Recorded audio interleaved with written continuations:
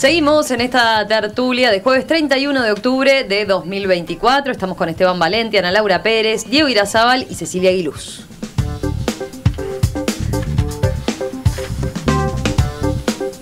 Vamos a otro eco del resultado del domingo.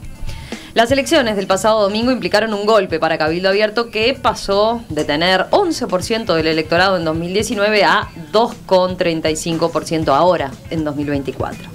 Con estos resultados, el partido, liderado por el senador Guido Manini Ríos, perderá las 3 bancas que ocupaba en la Cámara Alta.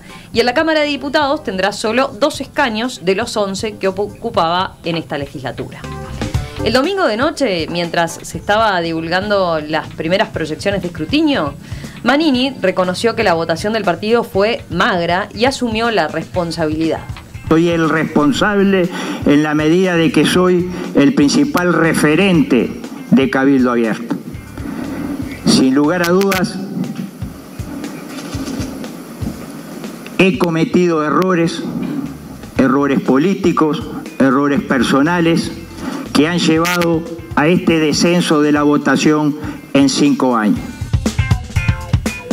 Manini reconoció no haber sabido manejar las divisiones internas que deterioraron su liderazgo y la actitud que su partido tuvo dentro en relación al gobierno, demasiado volcada, por ejemplo, a marcar las diferencias.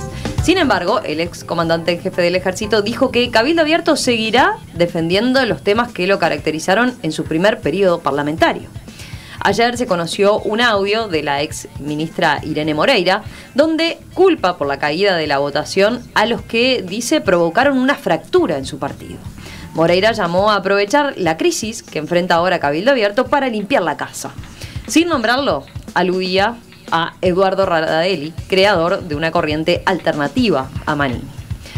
Por su lado, el senador suplente, Marcos Metol, escribió una columna en La Mañana en la que aseguró que el partido todavía tiene mucho para hacer y decir en la política nacional. Ahora mismo, Cabildo Abierto tiene una responsabilidad muy grande de contribuir a la victoria de la coalición republicana en el balotaje, porque cada voto cuenta en una definición que podría ser muy ajustada, reseñó. Bueno, los escucho. ¿Qué hacemos? ¿Empezamos por Cecilia? ¿Querés empezar, Cecilia? ¿O querés? Sí, no tengo problema. Dale. ¿Cómo ven el futuro de Cabildo Abierto? A ver. Yo dividiría el análisis como en 2 partes, ¿no? Por un lado, en lo interno. Yo creo que efectivamente Cabildo tiene un gran desafío para permanecer como partido político. Yo creo que enfrenta un gran desafío y que hay que ser muy objetivo en ese aspecto, sobre todo por la pérdida de la banca en el Senado. Yo sinceramente creía que Manini iba a obtener la banca en el Senado, creo que más o menos todos teníamos esa percepción. El partido votó lo que decían las encuestas, o sea que para nadie podía ser una sorpresa tal, porque lo que sucedió fue eso, las encuestas le daban 2 y algo % y terminó siendo lo que votó Cabildo Abierto.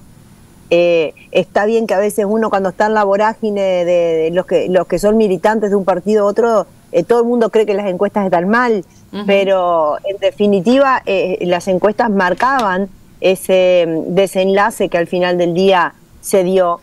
Creo que también deberá haber una autocrítica fuerte a un montón de gente que estuvo en Cabildo Abierto y que yo no estoy hablando ahora de las divisiones esas porque no comparto lo que dice Irene Moreira en ese aspecto, no lo comparto. Pero sí de lo que tiene que ver con mucha gente que por Cabildo Abierto llegó a diferentes lugares y que estuvo y que está en diferentes cargos y que efectivamente no traccionó como traccionó en otro momento. No sé si fue el discurso de Cabildo, no sé, será multicausal, pero creo que Cabildo sí tiene un desafío en cuanto a su permanencia, porque no es lo mismo que vos hables de resultado electoral en un partido tradicional, como es el Frente, o como es el Colorado o el Blanco, que hables en un partido nuevo, que en realidad lo que tenía que hacer era empezar a desarrollarse. Entonces este golpe para mí va a impactar mucho en la interna. Y separaba el análisis porque me parece que diferente es la situación de ahora, de aquí al 24 de noviembre, donde creo que en realidad hay que hablarle al electorado de Cabildo Abierto sobre todo por parte de los dos bloques que están en la contienda electoral. Yo no, me parece, y por alguna experiencia que tengo en la actividad política, que es muy difícil sostener cuando se pierde todo como algo hegemónico. Entonces me parece que los discursos tienen que ir dirigidos a los votantes de Cabildo Abierto. Los votantes tienen que ver algo atractivo en alguno de los candidatos y no quizás priorizarse el problema interno de Cabildo, que hay que ver cómo lo resuelve. Yo estoy dentro de la orgánica, nosotros acá en Salto votamos mejor que a nivel país. Además nosotros tenemos como otra construcción, digamos, ¿no? Porque somos una agrupación nueva, pero creo que sobre todas las agrupaciones iniciales de Cabildo esto es como un golpe mucho más grande. Y en mi punto de vista es una pena que Manini no haya llegado a ser senador, porque incluso la gente que lo detesta y lo odia, como sucede, ha reconocido en él un senador muy trabajador y un buen senador. Podrás estar en desacuerdo con lo que dice, pero fue un senador que se dedicó los 5 años a trabajar, y hay temas que van a quedar huérfanos, como por ejemplo el tema de la deuda justa, otros temas que tienen que ver, bueno, lo de la forestación, ni que hablar, algunos temas que se acordaron con la coalición, pero también algunas que se acordaron con el Frente Amplio, son temas que van a quedar huérfanos, y bueno, me parece que en ese sentido es una pérdida. Sí, todo eso sí ha sido toda una sorpresa, ¿no? Porque creo que en general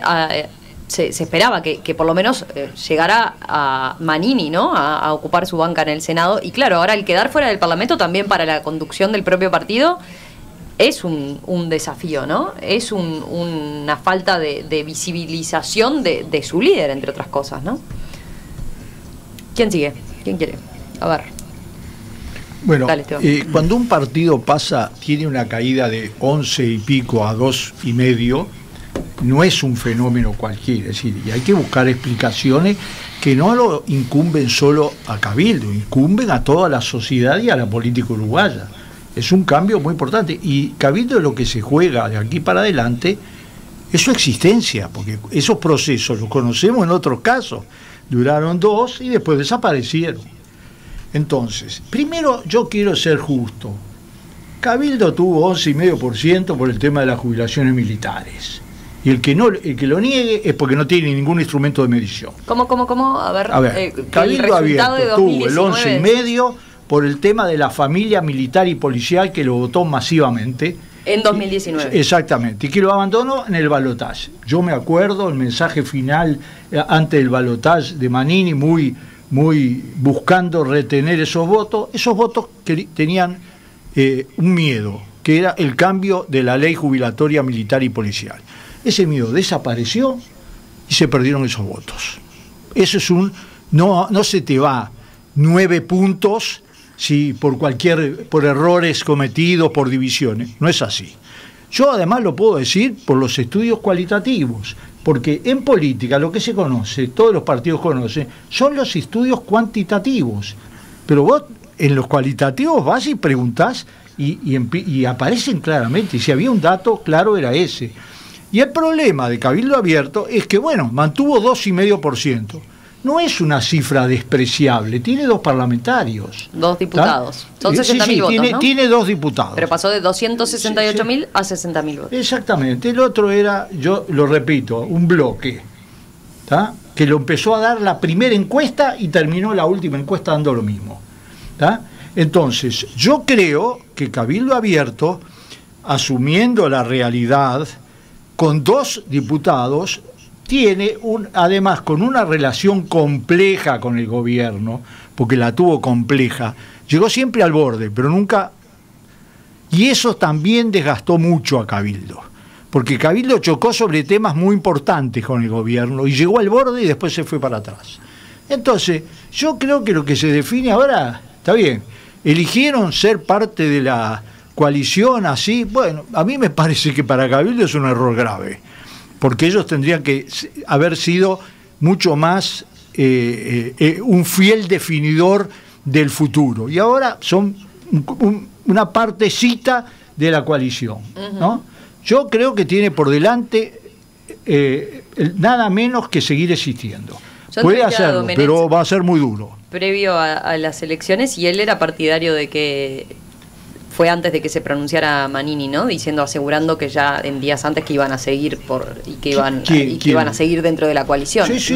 Domenech, por ejemplo, era partidario de decir, bueno, después del resultado de octubre, vemos, evaluamos qué hacemos. Yo creo que evaluaron mal, pero bueno, es un problema de ellos. No, por eso digo, pero es un tema que no, por lo visto ahí generaba... a ver, voy a meter un tema pero muy Manini polémico. ha sido Manini muy claro, es ¿no? militar. Y los militares en esas cosas tienen una cierta lógica. ¿Tá? Era difícil que abandonara la coalición, ¿tá? Pero yo creo que es un error. Ana. A ver, para mí no es tan claro las explicaciones. Yo he visto mucha teoría, es difícil, el rastreo la discusión de dónde vienen los votos de Cabildo es desde la época del origen de Cabildo.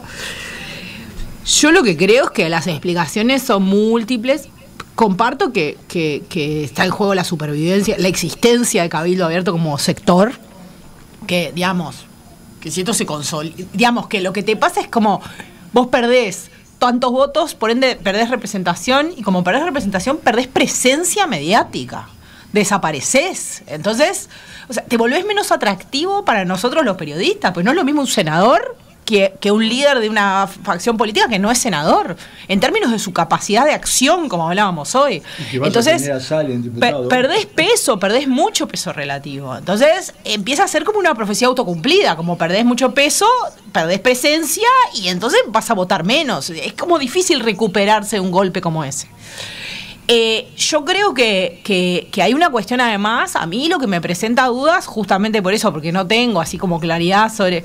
Es que yo he sentido que la identidad, digamos, se ha ido desdibujando la identidad de Cabildo. ¿Qué es Cabildo y qué no es Cabildo? Se ha desdibujado. Porque al principio y al inicio había una identidad muy asociada, más allá de lo militar, que, digamos, hay un porcentaje indudable de eso, después la discusión es cuánto. Pero después la identidad estaba muy asociada a esta cuestión del malestar con el sistema político, ¿no? O sea, como del se acabó el recreo, etcétera.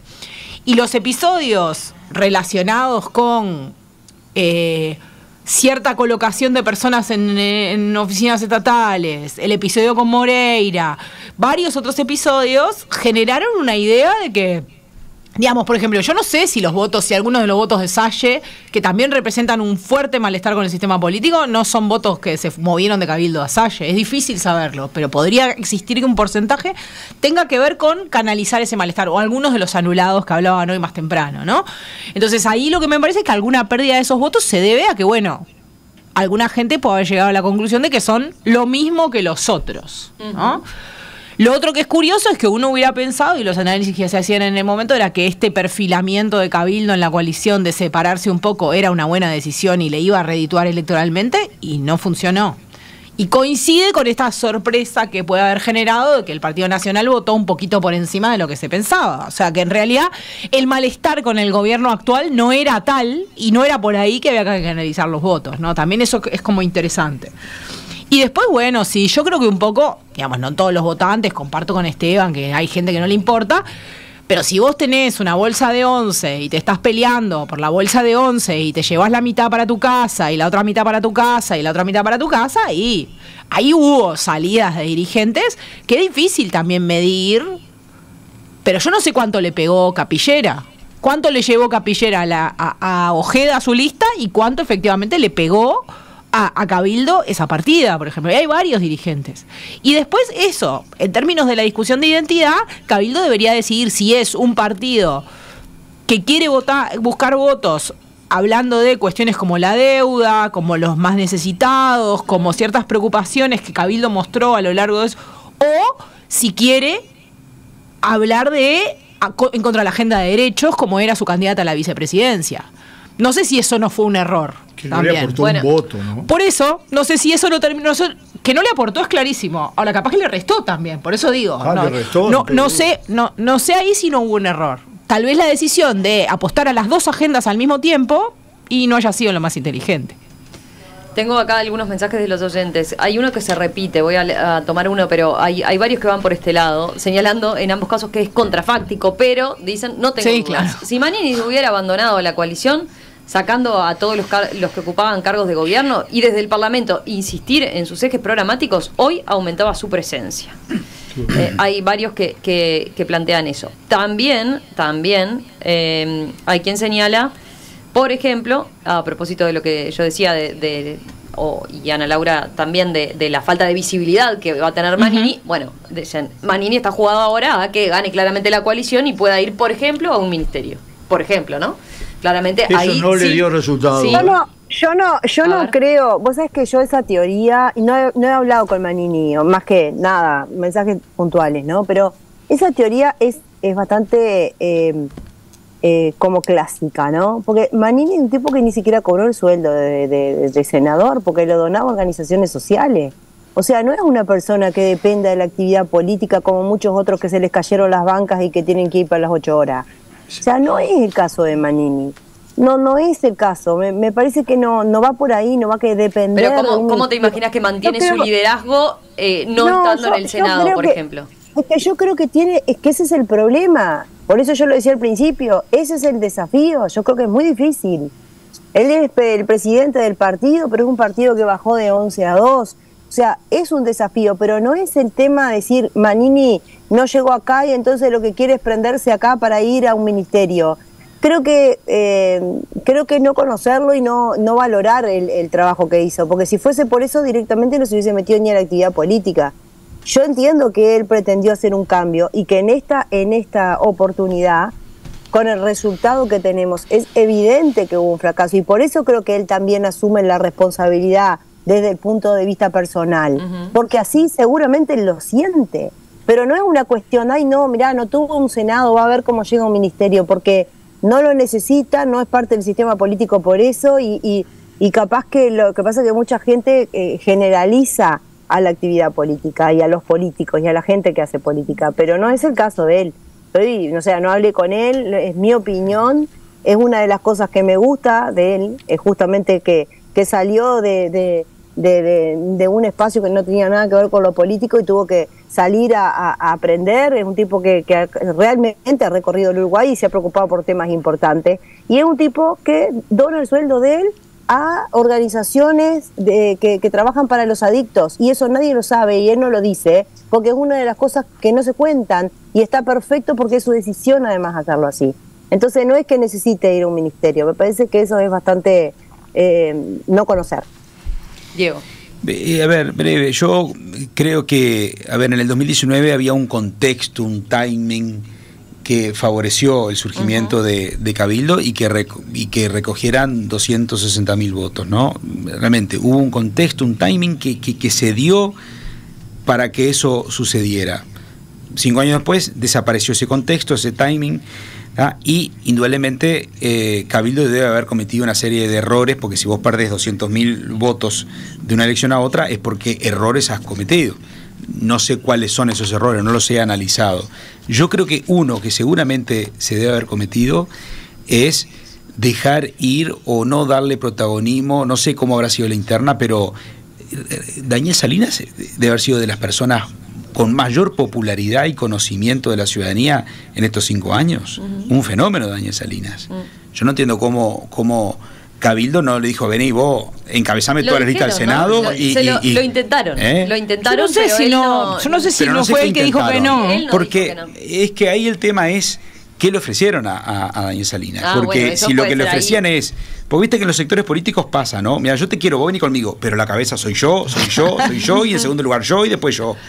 Entonces vos decís, está loco, yo te apoyo, pero para ir y no tener, no sé cuál habrá sido la interna, pero seguramente tendría que haber habido algún desprendimiento de liderazgo, de cierta actitud, para decir, loco, acá tenemos un fenómeno como Daniel, hay que darle un espacio que capaz que no se le dio, me parece que por ahí puede haber habido una explicación, ¿no? Y después otro que está clara vez.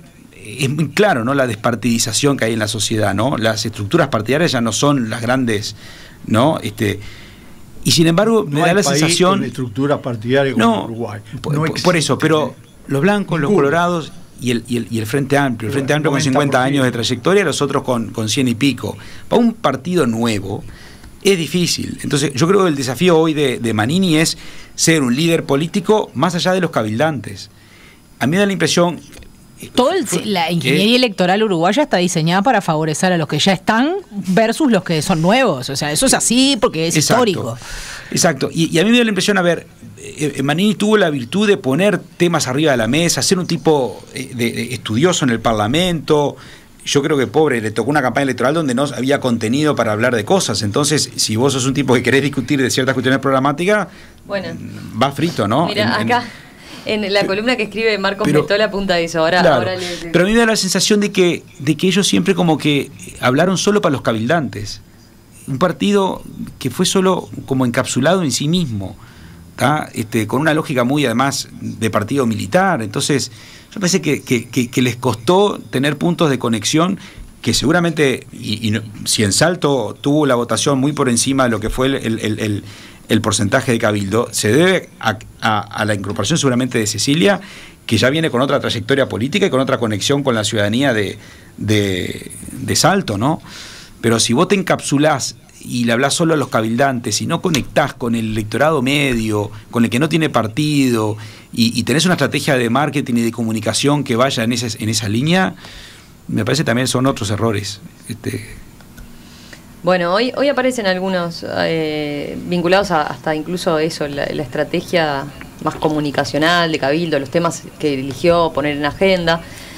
Hay otros que apuntan, por ejemplo, acá en la columna que escribió Marcos Metola en la mañana, dice que más de uno observa con preocupación que hay un sistema que empuja simultáneamente a los partidos hacia un nihilismo posmoderno y al predominio del marketing, promoviendo más una competencia de simpatía entre aspirantes a gerentes del país que a verdaderos presidentes y conductores de los pueblos. Cabildo Abierto tiene que asumir lo mejor de las distintas tradiciones históricas de este país y empezar a escribir la propia para este tiempo. Dale. Bueno, hay que reconocer que no es un general solamente, que es un universitario que tiene un nivel de conocimiento que lo ha demostrado. Uh-huh. Segundo, el error que yo lo seguí paso a paso porque yo trabajo con encuestas hace 3 años, cualitativas y cuantitativas, es este. Si vos permanentemente te peleás adentro de la coalición, después volvés al redil, lo que la gente piensa permanentemente que vos volvés por los cargos, rigurosamente, así, pero era un dato así permanente. Él llegaba hasta el borde y volvía. Llegaba hasta el borde y volvía. Y en cada llegada hasta el borde y volver, perdía una parte de votantes. Además del tema de las jubilaciones. Pero cuando vos agarrás un grupo de electores por un tema, no tenés por qué perder por todos. Vos podés mantener una parte importante. No era lo mismo tener 6-7% de los votos. Lo que pasa es que se equivocó en una cosa. Él se presentó con una identidad dual que no supo mantener de ninguna manera, que era el oficialismo. Él fue el que dijo, a mí lo que más me preocupa no es que gane el Frente Amplio, lo dijo en plena campaña electoral, ¿se acuerdan ustedes, no? Es decir, eso lo dijo, fue el único que lo dijo. Y efectivamente, si tú haces todo el trazado a lo largo del Parlamento, hubo muchos momentos de acuerdo sobre temas importantes, no sobre temas accesorios. Lo que pasa es que la gente, eso es, pero lo hizo el Nuevo Espacio y lo pagó igual. Si vos no podés estar de los dos lados, o sos una alternativa, que es lo que quería hacer él, o sos parte de la coalición y te llevan de las narices. Y con un liderazgo como el de la calle, que lo llevó de las narices, perdió el atractivo fundamental. Y lo pagó en esta elección. Si en la próxima elección sigue por el mismo camino, va a desaparecer. Yo no comparto mucho ese análisis porque al Partido Colorado lo llevó mucho más de las narices este gobierno y le fue muy bien. Entonces, en realidad, yo no percibo que haya llevado a Cabildo de las narices, al revés, fue el que menos llevó de las narices, versus un Partido Colorado al que realmente por momentos lo convirtió en alguien que se desdibujaba y uno decía no le iba a ir bien, y le fue muy bien en términos de eso. Entonces yo no sé, al revés, yo creo que a la gente esa idea de que había que hacerle la contra a este gobierno, al votante de la coalición no lo convenció, porque terminó votando al que estaba más cerca del gobierno que al que estaba más lejos. ¿Querías agregar algo? ¿Y qué pasa? Hay otro temita que creo que al pasar, lo mencionó Cecilia también.